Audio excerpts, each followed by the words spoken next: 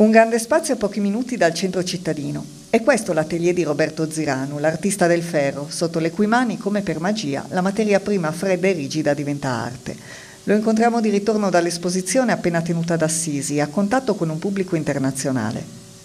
Credo che sia stata una delle mostre più belle che ho fatto fino ad adesso, una città magica, ricca di mille cose, perché in pochi giorni ho avuto modo di incontrare persone da ogni parte del mondo, ho avuto modo di conoscere e la cosa più bella è stata poi pensare che queste opere sono andate molto lontano, questo mi ha gratificato tanto.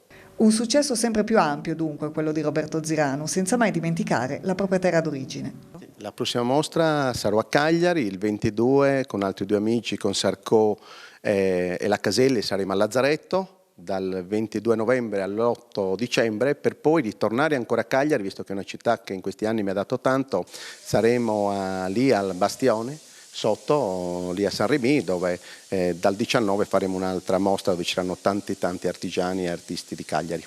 Tante soddisfazioni, ma in questi ultimi giorni con un rimpianto, quello di non essere tra gli artisti presenti a Mastros e Massaios. Dico francamente mi dispiace, non sono stato coinvolto, ma come me tante altre persone, non so perché, ogni anno veniva fatta una riunione un mesetto prima di questa manifestazione e quest'anno sicuramente hanno ritenuto che bastava una domandina. Io quindi in questo caso mi ritrovo fuori, ero ad Assisi, non avendo fatto domanda, ma sicuramente questo è stata una mancanza che non ha coinvolto tante altre persone che a Nuoro comunque hanno dato in questi anni, quindi non lo so, sicuramente questo è poca attenzione nei nostri confronti.